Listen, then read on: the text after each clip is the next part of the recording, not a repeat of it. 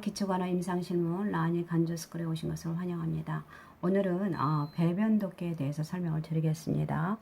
우리 배변독기라는 것은 대상자들이 규칙적으로 배변 습관을 도울 수 있도록 하는 것이 좋습니다. 그래서 만약에 우리가 침사 대상자가 부동 환자인 경우에는 치기로 뉘었다가 대상자를 변기를 데워준 후에 앙와이로 바꿔주고 그리고 앉을 수 있다면은 반자유로 해주는 게 좋겠죠.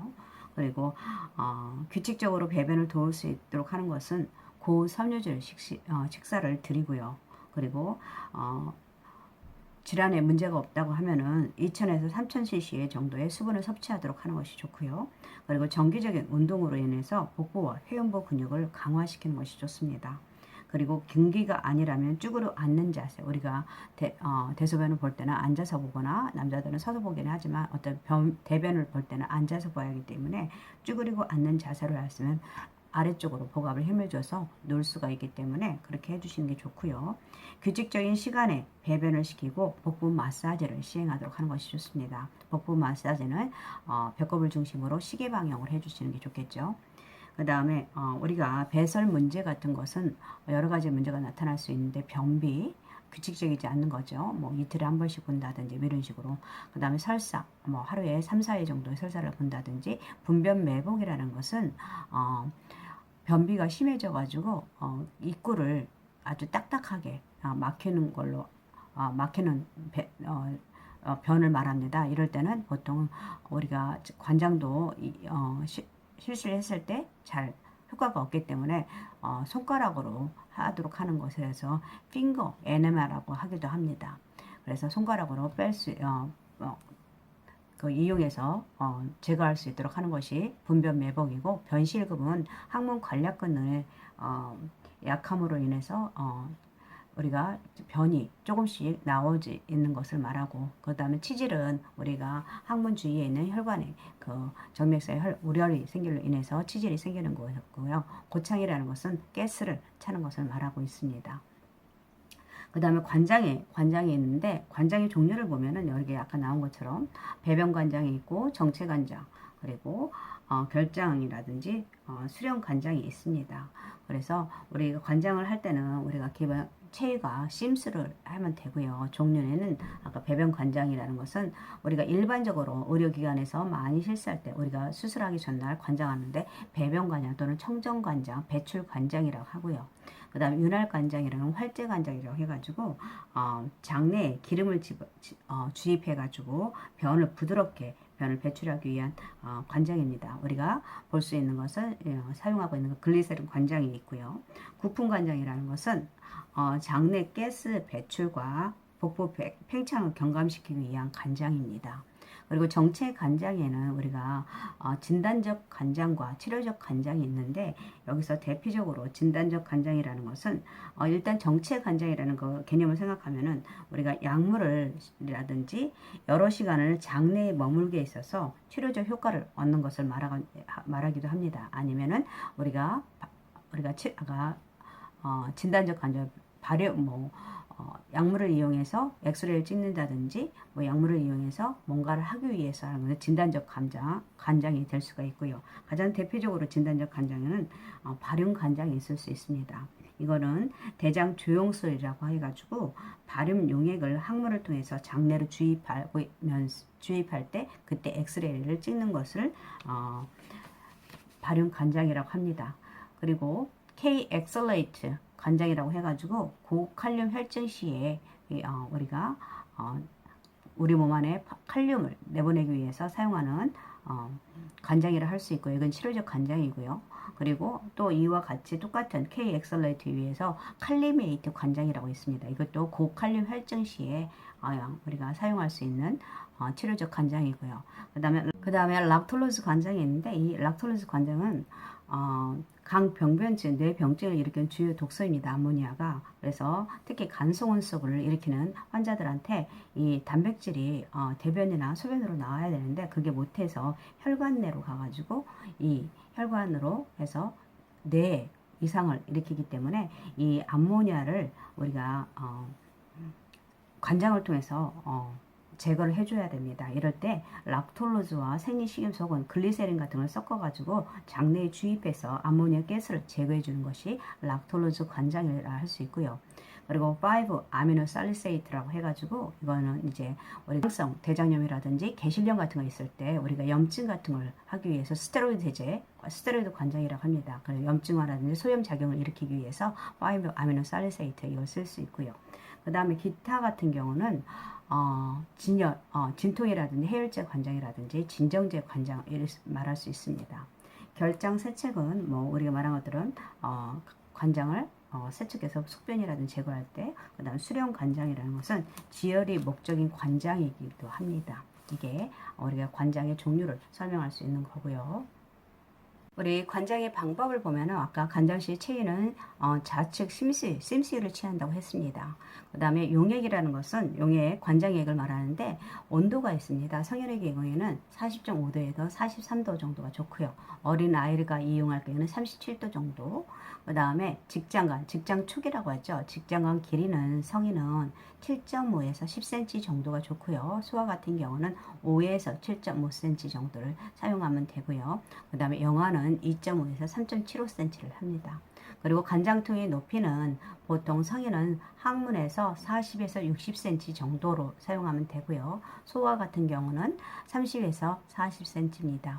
우리 간장통의 높이 할 때 같이 외워주라는 거 있었죠. 위장관, 비관, 영양통은 30에서 50cm, 위에서 30에서 50cm 같이 외워주시도록 하는 게 좋겠죠.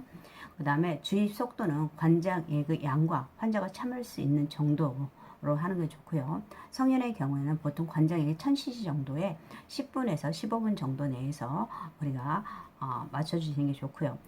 관정액 보유 시간 집어넣고 나서 참을 수 있도록 있는 시간이 5분에서 15분 정도입니다. 대상자한테 참으면 참을 수 있도록 간장액의 대장에 있는 변들이 깨끗이 나온다고 설명을 해줄 수 있도록 하고요. 보통 정체 간장은 1시간 이상 있다고 하는 것이 좋습니다. 그리고 한 가지 더, 정체 간장을 하기 전에는 정체 간장을 하기 전에는 뭐가 선행돼야 되냐면 배변 관장이 선행돼야 됩니다. 왜냐하면 우리는 정체 관장은 아까 치료적과 진단적이라고 했습니다. 그렇기 때문에 먼저 배변 관장을 통해서 대변 안에 아무런 대장 안에 아무런 배변이 없어야 됩니다. 그렇기 때문에 정체 관장은 먼저 배변 관장이나 청정 관장이 선행돼야 된다는 걸 알고 있으면 좋을 것 같습니다. 그래서 우리가 방법을 보시면 우리가 보통 심시를 취하게 하고요. 대상자한테. 그리고 직장 튜브를 아까 성인의 경우에는 7cm에서 10cm라고 했습니다. 연경과 튜브 끝에 10cm 정도로 윤활제를 바르고요. 그 다음에 직장에 삽입하기 전에 조절기를 열어서 고무관에 용액에 있는 이 약간 흘러나오게 한 뒤에, 왜냐면은 튜브에 공기를 제거하기 위해서입니다. 그래서 삽입하도록 하는 것이 좋고요. 그리고 왼손으로는 윗 등부를 벌려서 항문을 노출시키고요. 그리고 오른손으로 직장촉을 가지고 배꼽 쪽을 향해서 부드럽게 천천히 직장 내로 삽입하는 것이 좋습니다. 그리고 관장촉 삽입 시에 환자에게 구강으로 숨을 쉬게 해서 복압을 주지 않도록 하는 것이 좋습니다. 그리고 관장통 용액이 약간 남아있을 때 조절기를 잠그고 관장촉을 뽑고, 그 이유는 공기가 마지막 장내에 들어가는 것을 막기 위해서입니다. 그리고 용액이 장내에 오래 머물수록 치료 효과가 있음을 설명한 뒤에 변이가 있더라도 적어도 10분 정도로 이후에 배변하도록 격려하는 것이 좋고요. 네. 그 다음에 주의사항은 무엇이냐면, 관장액이 주입하는 동안 배에 힘을 주지 말고 하면서 입을 벌리고 숨을 쉬어서 복부의 근육의 긴장을 예방할 수 있도록, 그리고 신체를 이완하도록 하는 것이 좋고요. 그리고 관장액 주입 시 복통을 호소하게 되면 약 30초 정도 용액을 주입을 일단 멈춘 뒤에 다시 서서히 주입하도록 하거나 조절기 용액의 흐름을 낮추도록 해서 주어서 주입하든지, 아니면 관장통의 높이를 조금 낮추어서 보면서 상태를 살피면서 주입할 수 있도록 하는 것이 좋습니다. 그리고 수돗물 관장 같은 경우는 저장성 용액이거든요. 그래서 수분 중독증을 유발할 수 있습니다. 그래서 반복 관장을 하지 않도록 하는 것이 좋고요. 그리고 영아는 수분 불균형 위험 때문에 생리식염수로 우리가 사용해서 관장을 하는 것이 좋습니다. 장로 세척에 대해서 설명을 드리겠습니다. 장로 세척이라는 것은 인공항문 말하는 건데, 대장으로부터 변을 배출하기 위해서 결장을 복벽 밖으로 노출시키기 위해서 장 내용물의 배출을 돕는 역할을 하고 있습니다. 그래서 우리가 여기 보시면 우리가 스토마라고 하는데, 이 부분으로 인해서 장로 속을 세척을 주입해서 이 통에서 세척을 주입하게 되면은 여기 안에서 대장의 수축을 유발해서 배변을 유도하고 있습니다. 보통 우리가 1000에서 2000cc를 하고요. 그 다음에 이 세척액이 주입할 때 한 번에 250에서 500cc 이내로 할 수 있도록 하는 것입니다. 그렇게 하시고, 그리고 우리가 이게 여기에 보시면 세척통이라든지 삽입관들이 있고요. 세척 주머니가 있습니다. 그리고 우리가 세척을 하고 나서는 다 대변을 뽑아놨고 나서 일상생활 할 때는 이 스토마 주머니, 결장로 세척 주머니를 달고 일상생활을 할 수 있다는 걸 대상자들한테 설명해 줄 수 있도록 하는 것이 좋고요.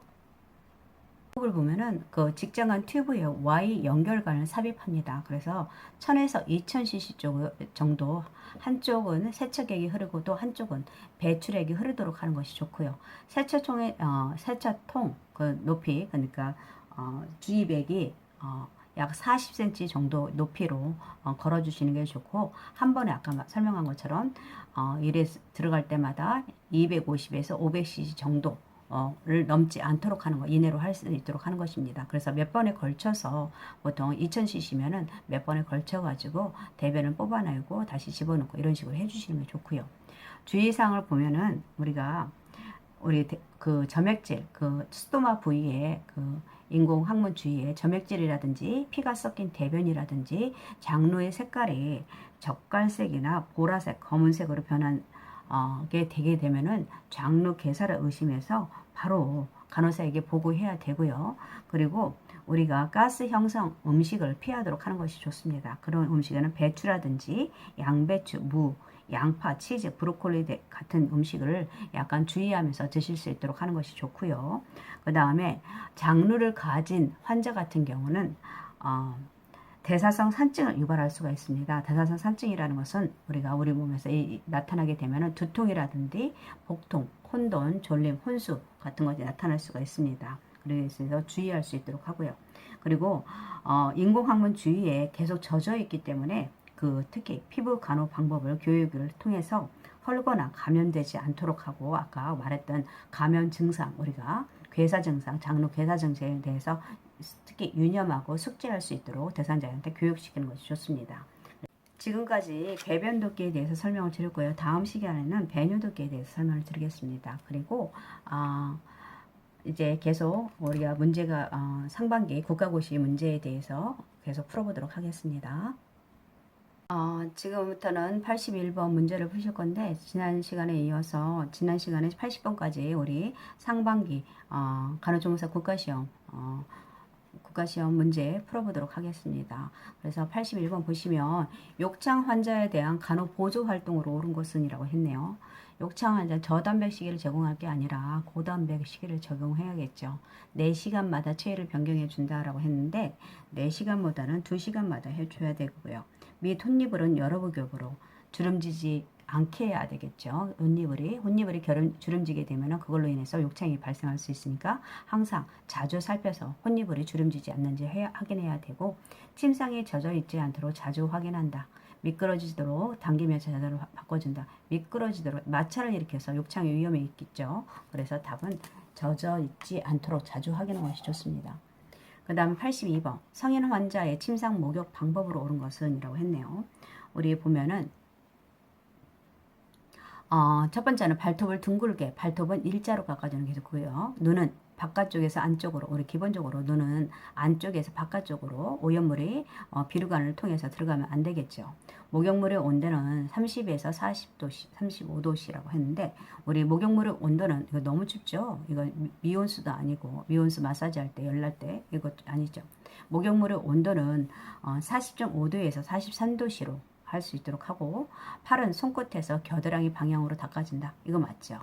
그 다음에 가슴은 등과 닦은 후 팔과 다리를 닦는다. 아니라 가슴은 등은 우리가 가슴을 닦고 나서 그 다음에 발을 닦고 나서 팔과 다리를 그죠? 가슴은 손을 닦고 나서 해야 되죠. 가슴은 둥글게 닦아야 되고 그 다음에 닦는 것이 어디냐면은 발 쪽, 다리 쪽에서 발 쪽, 대퇴 쪽으로 닦아준 다음에 그 다음에 등 쪽을 닦아야겠죠. 네, 그래서 우리 이건 손끝에서 겨드랑이로 왜 손끝에서 겨드랑이 쪽으로 해줘야 되면 우리 정맥혈을 순환을 돕기 위해서 닦아준다는 거 알아주시면 좋겠습니다. 그 다음에 83번 등 마사지 방법으로 옳은 것은 이라고 되어 있네요. 등 마사지 방법 보시면 자세는 보기를 취한다. 좋죠. 네. 가장 좋은 자세는 보기이지만 그리고 대상자가 취할 수 없으면 취기도 가능하고요. 윤활제는 차가운 것보다는 따뜻한 정도가 좋고요. 혈전선 정맥염 환자는 15분 이내로 마사지한다. 혈전선 정맥염이라든지 아니면 등에 피부염이라든지 아니면 늑골이 골절됐다든지 이런 환자들은 하면 안 되겠죠. 그리고 혈전선 정맥염 같은 거 마사지 하다가 혈전이 떨어져서 색전을 일으킬 수가 있기 때문에 안 됩니다. 피부가 건조하면 알코올로 마사지합니다. 피부가 건조하면 알코올을 사용하면 더 건조해지겠죠. 그리고 피부를 건조하게 되면 보습성 로션이라든지 뭐 오일 같은 거 사용해도 괜찮고요. 그 다음 피부에 발적이 있을 때 뼈 돌출 부위를 반복하여 마사지합니다. 우리가 발적이 있다는 것은 뭐예요? 예, 우리가 욕창의 단계, 첫 단계가 의심할 수 있죠. 그렇기 때문에 그때는 마사지를 하면 안 되고 체위 변경을 하고 보고를 해 주셔야겠죠. 네. 그래서 우리는 이게 답이 될 것 같습니다. 무의식 환자에게 구강 간호를 제공한 또 올바른 방법이라고 했네요. 그래서 무의식 환자에게 올바른 제의는 당연히 축이겠죠. 보기 안 되고요. 슬릉이, 배행와의 트렌드는 우리는 이걸 자세를 포지션을 안다고 하면은 다 맞출 수 있는 문제였습니다. 구강 간호는 우리가 무의식 환자 같은 경우는 우리가 흡인되지 않도록 고개를 옆으로 돌려줄 수 있도록 하는 것이 좋고요. 그 다음 입원 환자 의치 관리 방법으로 옳은 것은 칫솔보다는 꺼즈를 이용하여 닦는다. 우리가 의치 같은 경우는 칫솔을 사용하는 것 좋습니다. 세정액을 사용하고요. 그 대신에 마모제가 많이 함유된 치약을 사용하지 않고 세정액을 사용할 수 있도록 하는 것이 좋고요. 세면대에 수건을 깔아놓고 이렇게 하면은 떨어뜨렸을 때 손상을 방지할 수 있고요. 물기가 없는 건조한 상태 물기가 있는 상태에서 해야지 부드럽게 들어갈 수가 있고요. 깨끗한 컵에 뜨거운 물을 하거나 뭐 이렇게 건조한 상태로 있게 되면 모양이 비틀어지거나 아니면은 모양이 변할 수가 있기 때문에 안 되죠. 찬물에 꼭 부어서 의체를 보관할 수 있도록 하는 것이 좋습니다. 그래서 답은 여기 3번이 되겠네요. 86번을 보시면 석고붕대를 하고 있는 다리의 등척성 운동 방법으로 옳은 것은 이라고 했네요. 우리 등척성 운동이라는 것은 관절을 움직이지 않고 특정 근육을 강화시키는 운동입니다. 그래서 가장 대표적으로 우리가 할 수 있는 게 지금 나왔던 석고붕대 환자 같은 경우 손상된 다리의 근육의 힘을 유지해서 근육의 탄력이라든지 긴장도를 하는 운동인데 이것이 가장 좋습니다. 그래서 그쪽으로 혈관을 골절부대에 혈액순환이 좋아서 빨리 치유될 수 있도록 하는 것입니다. 그래서 보시면 정해진 각 속도로 움직이게 한다. 움직이면 안 되죠. 관절 움직이지 않는다고 했으니까 환자가 힘들어하면 보호자가 수동적으로 운동해준다. 이것은 다리를 쭉 뻗은 상태에서 근육만 다리에다 힘을 주도록 하는 것이니까 수동적 운동이 해주는 게 아니라 본인 스스로도 할 수 있습니다. 다리의 근육을 수초간 조였다가 푸는 것을 반복한다. 이거 맞죠? 침대 위에 달려있는 삼각대를 잡아당기게 한다. 침대 위에 있는 삼각대 같은 경우는 만약에 아래쪽 다리 등척성 운동을 하고 있을 때 우리 상체 운동을 하기 위해서 삼각대 할 수 있고요. 침대 가장자리에 걸터 앉아 다리를 침상 아래로 늘어뜨리게 한다. 우리 이걸 어디서 봤냐면 우리가 대상자들이 만약에 수술하고 났을 때 침대에서 나오지 못할 때 걸터 앉아서 다리를 왔다 갔다 하면서 다리 운동을 시킬 때 할 수 있는 것입니다. 그래서 이것도 관절이 움직이죠. 그러게 되지 않고. 그래서 답은 3번이 되겠네요. 그 다음에 의식이 있는 환자에게 수동 관절 가동 범위 운동을 실시할 경우 어깨 운동 방법으로 옳은 것은 이라고 했네요. 팔꿈치를 잡고 손목 어깨 쪽으로 구부렸다 펴준다. 이것은 뭐냐면 팔꿈치 가동 운동을 하고 있네요. 그죠? 팔꿈치를 잡고 손목을 어깨 쪽으로 구부렸다. 굴곡을 설명하고 있는데 이거는 팔꿈치 가동 운동을 범위를 할 때, 사정할 때 하고요. 전환을 잡고 손바닥을 아래로 향한 후 다시 위로 향하게 한다. 이거는 뭡니까? 우리가 회내와 회외를 설명할 때 하고 있고요. 팔을 몸통으로 또 멀어지게 움직였다가 다시 몸통 옆으로 놓는다. 이거는 내전이나 외전인데 여기 어깨 가동 범위에 맞습니다. 그다음 머리를 양측을 손으로 지지하여 기어 어깨에 닿도록 한다. 이것은 머리와 목의 가동 범위를 사정할 때 하고요. 운동을 시킬 때. 그리고 손목을 엄지손가락 쪽으로 구부렸다가 새끼손가락 쪽으로 구부려준다. 이것은 손가락이라든 손목 가동 범위를 운동시킬 때 할 수 있는 방법이고요. 그래서 이거 답은 3번이 되겠습니다. 그 다음에 왼쪽 다리를 못 쓰는 환자의 목발 3점 보행시 가정. 처음 내딛는 발은 3점 보행시라고 했습니다. 3점 보행이라는 보통 3점 보행은 한쪽 하지가 약해서 체중 부하를 할 수 없고 다른 한쪽이 튼튼해서 전체 체중 유지가 가능할 때 사용하는 것이고요. 그래서 가장 목발 같은 데 많이 사용하죠. 그래서 이때의 방법은 양쪽 목발을 환측 다리를 지탱하면서 동시에 나갈 수 있도록 하는 것입니다. 그래서 그 다음에 강한 쪽 다리를 내딛도록 하는 것. 그래서 양쪽 목발과 왼쪽 발이 되겠습니다. 답은 1번이네요. 네. 그리고 누워있는 환자를 침상 머리 쪽으로 이동시킬 때 신체의 역학의 원리를 올바르게 적용한 것은 이라고 되어 있네요. 보시면 두 발을 모아서 두 발은 지지면이 넓어야겠죠. 무릎을 펴고 무릎은 구부리고 등을 펴도록 하는 것이 좋고요. 침대에서 멀리 이럴 때는 다칠 수가 있기 때문에 침대에서 가까이로 해주는 게 좋게 대상자와 가까이. 침대의 높이는 허리 높이로 아래로 낮춘다. 침대의 높이는 대상자의 허리로 맞출 수 있도록 하고요. 엉덩이와 다리의 큰 근육을 이용하여 사용한다. 맞죠? 이거 굉장히 좋네요. 네, 엉덩이와 다리의 큰 근육을 이용하도록 하는 것이 좋습니다. 그리고 마지막 문제인데요. 가려움증이 있는 환자가 피부를 긁지 않도록 손과 손가락의 움직임을 제한하는 신체 보호들은 하는데 손과 손가락을 여기서는 장갑 억제대가 되겠네요. 네, 장갑 억제대. 네. 이것이 주관절 억제대 뭐 이거 있는데 장갑 억제대. 오늘은 10문제를 가지고 문제를 풀어보고 다음 시간에도 계속 같이 하도록 하겠습니다. 오늘 함께 해주셔서 감사합니다.